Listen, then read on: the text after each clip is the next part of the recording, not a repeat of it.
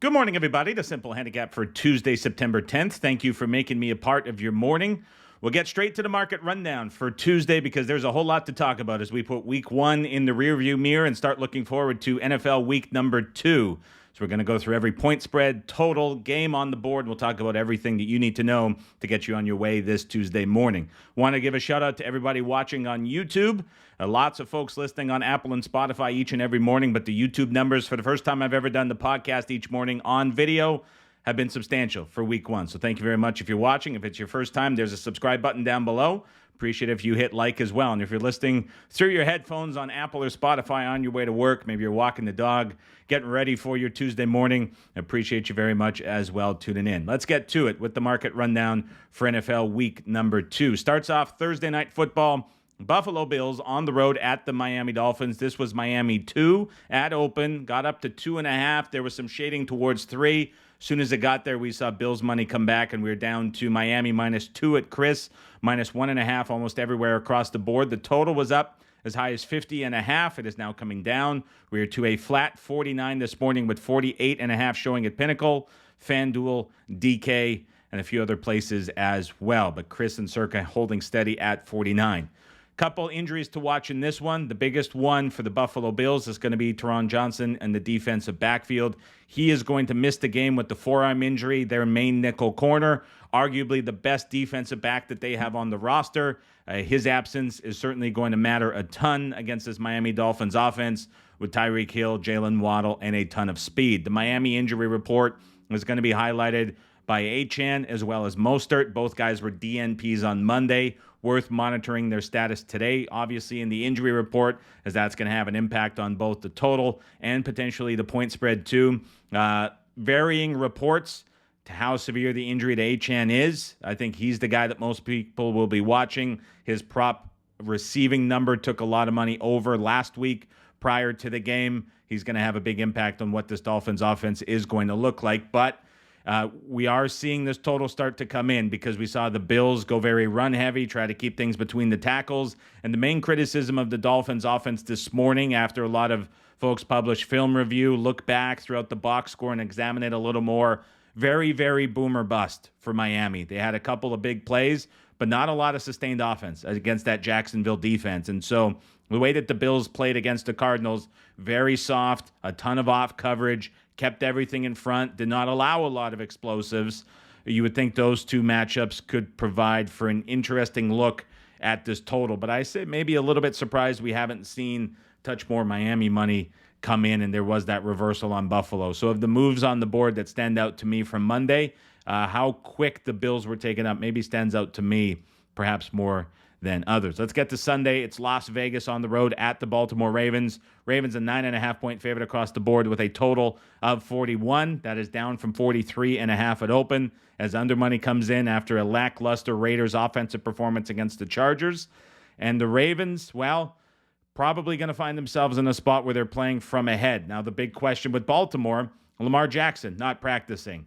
John Harbaugh's in peak midseason form with how he's replying to reporters saying, the injury report comes out on Wednesday. So we're getting nothing from him. Lamar just pops up on the injury report sporadically throughout the season. So it's not new. It's not a surprise. But who knows what he deals with on a weekly basis at this point. It's just so hard to figure out what in the world goes on when he hits the injury report. It's incredibly difficult to gauge the severity too. So hard to say what we're getting from that. The market certainly doesn't think there's much, as this number is pushed up to 9.5 and is leaning towards 10 at a lot of places from the 8 that initially hit the board at open. LA Chargers on the road at the Carolina Panthers. The Chargers out to as big of a 6.5-point favorite this morning.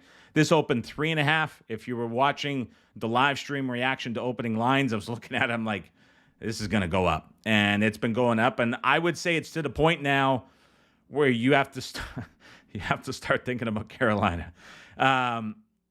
Boy, I read a ton today and got a ton of opinions from other people I respect.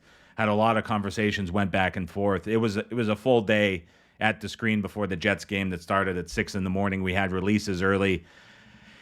And the Carolina Panthers were just torn apart by anybody that watches and covers the NFL. And there was just nothing that was positive taken away from that. And on the other hand, it was the Chargers who really played such a clean game and were so well coached that the opinion to me on the Chargers was strong coming into the season. I'm talking about people looking at the outlook of the team, and it went from being, maybe to like adamant how well coached and buttoned up this team is. And like Joe Alt is getting praised and the run game is getting praised. What I will say is the run game was quite boomer bust for the Chargers when you look at the game as a whole. It wasn't a lot of sustained. There was a lot of big plays overcoming, a lot of infrequent, like no gains or very short gains. Look, Carolina and that defensive front now losing Derek Brown for the season. It's their best defensive lineman. That news came through yesterday. There's going to be nothing there. And so it's like the Chargers can just walk all over Carolina in theory on this matchup looking on paper. But like, how high do these numbers need to go for Carolina before we see something from them to get it going the other way? Because it's been one way so far in the LA Chargers. Saints on the road at the Dallas Cowboys.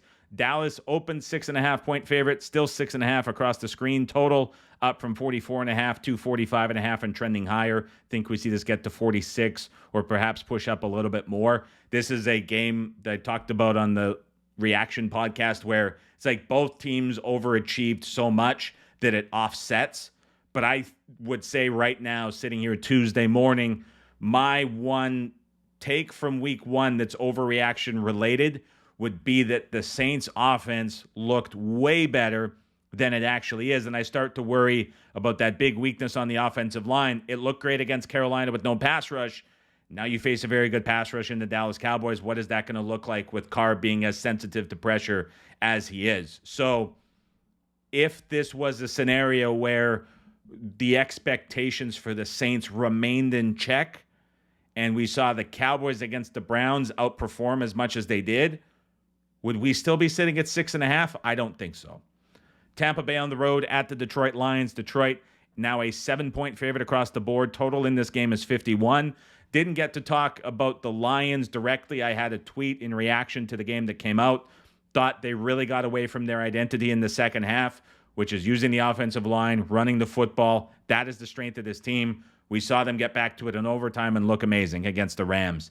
Now in this game, they face a Tampa Bay Bucs defense that is going to be potentially down 4 defensive backs from the guys that they had going on the field in week one, including Antoine Winfield, who's one of the better safeties in the NFL. This is the first big early season cluster injury that a team is going to have to deal with and overcome. The Detroit Lions weren't able to really exploit the Rams secondary that were down guys as much as I thought they could. Jamison Williams looked amazing, but St. Brown was really a non-factor. I think it's going to be imperative that they get that passing game working, which at home in this spot against this Buccaneers defense could absolutely come to fruition. Might be a little bit more challenging to run the football if the Bucs defensive line is healthy. They were down 2 starters against Washington. Washington found a lot of success off of QB scrambles with Jaden Daniels, but Robinson had a big contribution to the game as well. Keep an eye on what we're getting from the Bucs defensive line because that could really shift the Lions' game plan, and that would obviously have a pretty big impact on this total. Indianapolis on the road at the Green Bay Packers. Indy, a 3 -120 favorite across the board. Total in this game opened on the look-ahead line last week at 47. We're now down to 41 shaded under. It is going to be Willis under center, believe it or not, for the Green Bay Packers. To me, the connection between Ryan Tannehill and Matt LaFleur made a lot of sense, dating back to the Tennessee days where they were working together. Thought that was going to be the route that the Packers went after those Sunday reports came out before kickoff about how the two were in touch. I'm not sure what left Willis as the starter for Green Bay or how that didn't work out, but all signs point to Willis being the starter. Now, let's put this number in some context. So Unpredictable has market-reflected power ratings from 1 to 32 that mirror what is going on in the betting market. They also have a spreadsheet where they show quarterback adjustments that are made for injuries. They have the drop from Jordan Love to Willis as a 6-point drop, which would match the highest drop or deduction that an NFL team has faced over the last 2 seasons. The other 2 that matched this were Dak Prescott back in 2022 when he was hurt in week 1 against the Buccaneers and they went to Cooper Rush. That was graded as a 6-point drop. And the other 6-point drop was last season for the LA Chargers when Justin Herbert went down and Easton Stick came in. So we have this quarterback drop by the market ratings being viewed as a 6-point deduction. We have seen this line go from Green Bay -5 to Indy -3, -20. So the market ratings and how they view the quarterback drop is saying 6. The betting market is saying 8. Anytime we've seen this get to 3.5, there's been Packer money coming in. I always tend to look at the backup QB getting the start, getting a discount. It was very successful for us last year with bets and releases. Haven't been able to get there yet with this game. There's just so much concern about Willis and what he's going to be in this offense and how they can adjust so quickly. I think it's going to be a pretty dramatic change. A lot of uncertainty with this one, and the Colts they looked solid on offense, and they didn't really get to push the run game, which the Eagles found a lot of holes in the Brazil game, whether that was field condition related or not. But even with the Packers' defensive changes, they still seemed susceptible to the run game, and I'm worried with that Richardson-Taylor mesh point in the backfield, what that could be. But I'm certainly intrigued with Green Bay in this spot just because of the discount. It's noticeably gone too far. I mean, this is Aaron Rodgers in his peak prime to Scott Tolzien drop territory when we're looking at this big of an adjustment. And I don't think it could be that much. The argument against that is that the Packers were overrated at that 5 to begin with. Lots of ways you can look at it, but that's how it's being graded in the market currently. Cleveland on the road at the Jacksonville Jags. The Jags are 3.5-point favorites, -110. Total from 44.5 down to 41.5. I will say at Red Angle Sports, we had a release on this game. I won't say which one just yet this early in the week. We're going to see where this number continues to trend. If you're interested in future releases, we could potentially have more today. You can head over to raspicks.com/NFL. But we're looking at the Jags, again, as a 3.5-point favorite across the board. They were the one team that really came out of week 1 where they were being viewed as the team that likely got a worse rap than they should have deserved based on how the game played out. 17-7 late in the third quarter, driving with ETN going across the goal line to score. He fumbles. They end up losing the game 20-17, followed up with some poor decisions between the end of the third quarter and about the 3-minute mark remaining in the fourth quarter. It's just Peterson getting in his own way and this team making mistakes. The Miami Dolphins come back. That 400 yardage mark that the Jags conceded on defense didn't necessarily look as bad as it did in the box score when going back and watching the games, but it was a pretty comfortable game for Lawrence and the offense. Now, it's certainly going to be a different scenario against this Browns defensive front, which is going to make things pretty unsettled for Lawrence in the pocket, really test this offense and how good they looked. And there's a major question about what are we getting with this Browns team going forward. Is this a dead team? Is now the current suit against the Browns and Deshaun Watson, or against directly Deshaun Watson, I guess, is that going to linger into how the Browns try to pursue this going forward? It seems potentially now that the Browns have an out based on some reports where there's a chance that due to NFL clauses, they potentially have a way to get out of this contract with Watson. Does that now flip the Browns from supporting him to working against him? Is there a reason to start Jameis Winston? And if you're looking at this and Winston does start, based on what we saw from Watson against the Cowboys, you have to think that Winston is potentially an upgrade in this scenario. What does that do to the number? A lot going on here in this matchup that we'll continue to watch as this line moves throughout the week. San Francisco, Minnesota, still not widely available. This was San Francisco -7 on the look-ahead. Late Sunday game or lines that were up had this a lot lower after the Minnesota performance. I get a good feeling that we're going to see this tick up closer and go back towards 7, just based on how dominant the 49ers looked. There was an interesting report from Adam Schefter where he was saying that there is a chance that this game will be missed by Christian McCaffrey too, as the 49ers are not inclined to push him to return. It's an artificial turf game as well in Minnesota, more difficult on the injury that he is dealing with. And so there's a chance that it is going to be another Mason game out of the backfield for the San Francisco 49ers. Seattle Seahawks going across the country to take on the New England Patriots. Seattle, a expensive 3-point favorite across the board, total from 41 down to 38. I appreciate the couple direct messages I got confirming that Seattle to Miami is in fact 22 minutes longer than Seattle to Foxborough for the flight. I said yesterday on the podcast this was the longest trip. I was off by 22 minutes. Still a very, very long trip. It is still a young coaching staff. I'll say what stood out to me with Seattle that I think is pretty promising for the team going forward. The post-game sort of locker room candid view that went around on social and was making the rounds of Mike Macdonald doing the speeches and the team around him. When you put that up side by side with the same videos from the Pete Carroll era, especially late in the Pete Carroll era, it's so different and it feels so much more serious and so much more bought in for Mike Macdonald. I mean, everybody in the locker room loved Pete Carroll and his energy was infectious, but he needed that energy to elevate everyone around him as he got into his mid to late 70s and the defense started to struggle and the offense was inconsistent. Mike Macdonald is just like all business.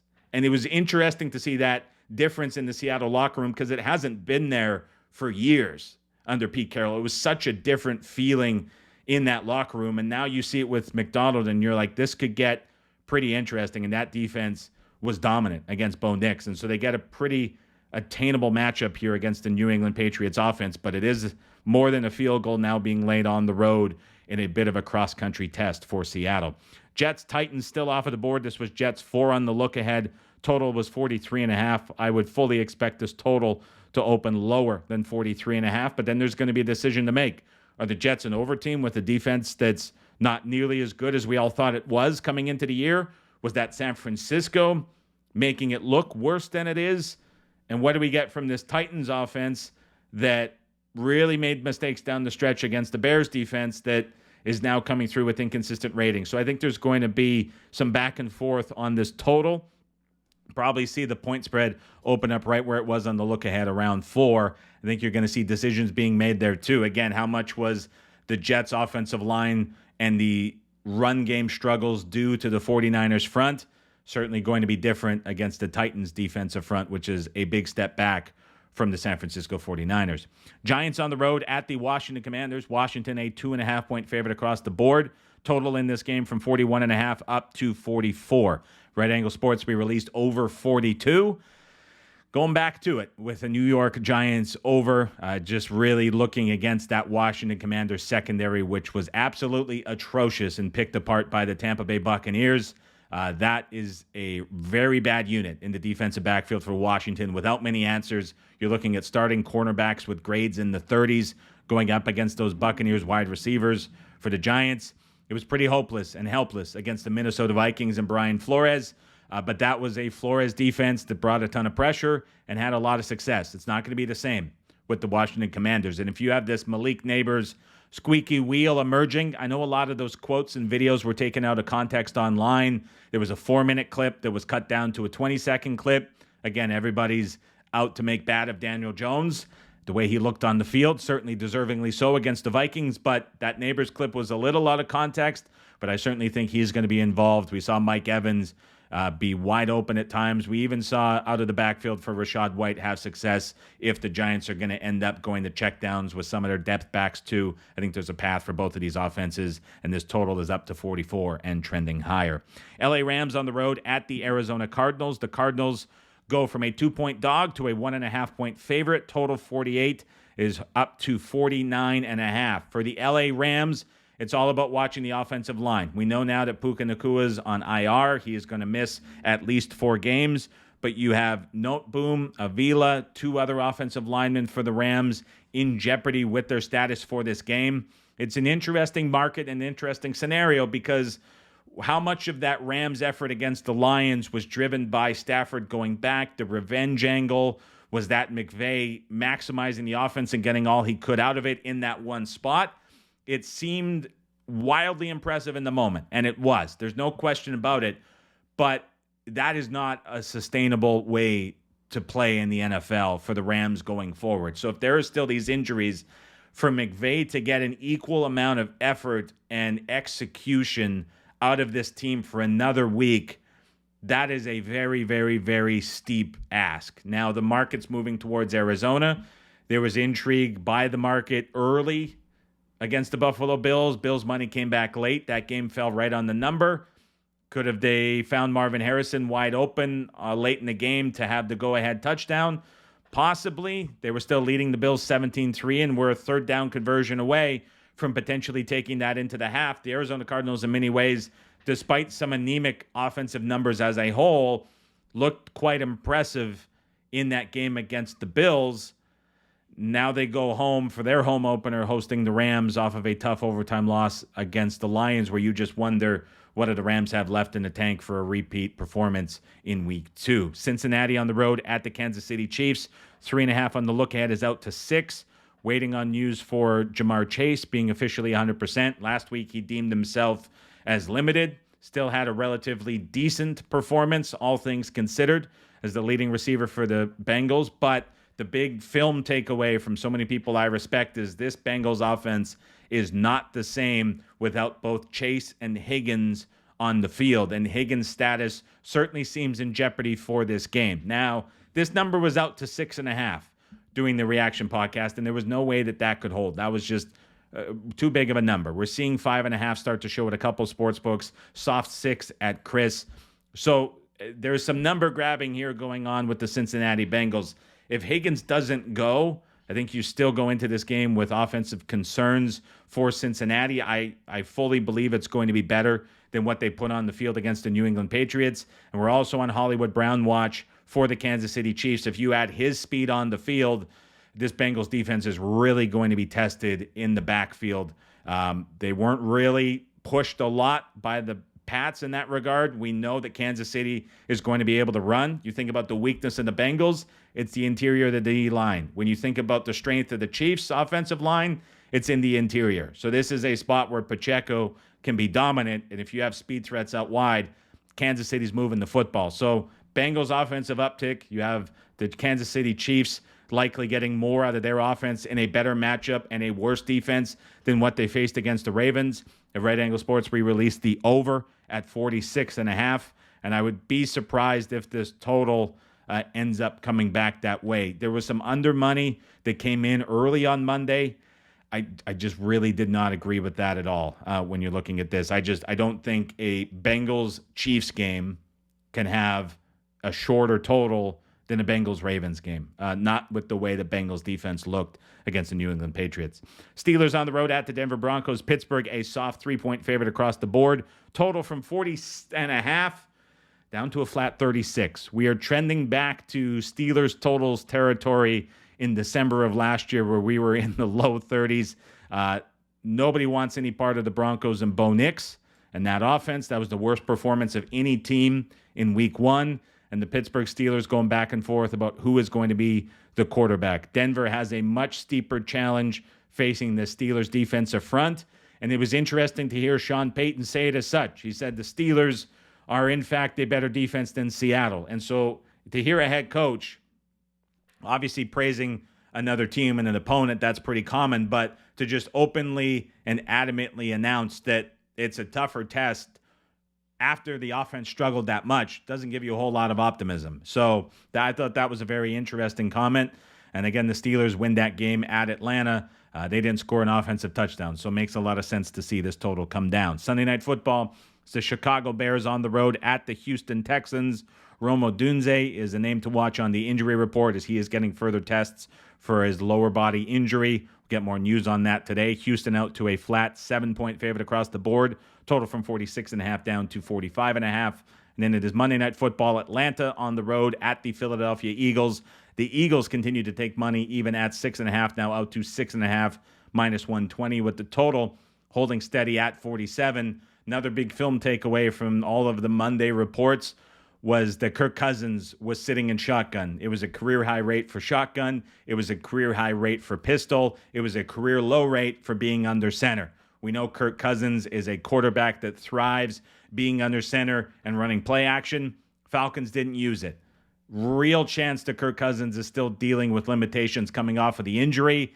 And that gives a whole lot of concern about the Atlanta Falcons' outlook going forward and what decision they might have to make. Nothing confirmed. We'll get all the pressers on Wednesday and hear more about it. Some practice reports too. But that starts to look awfully concerning for Kirk Cousins and the Atlanta Falcons. A very, I will call it, fun and messy week 2 shaping up. Lots to talk about. Lots of little quirks with games matchup-wise. Lots of injuries having impacts. A couple cluster injuries sporting around. Not a ton of crazy movement. There was a lot of adjustments from the look-aheads to where we are now. A lot of overreactions. And I think the big thing that we're looking at is just a lot of teams from week 1 looking a lot better or a lot worse just based on the opponents they play, exacerbating some of the strengths and weaknesses of teams. And I think we're going to see a lot of those come back down to earth in week 2. So there's some interesting potential bets to make that we will continue to talk about throughout the week as numbers start to materialize as we go forward. One other note before everybody gets on to their day here on Tuesday.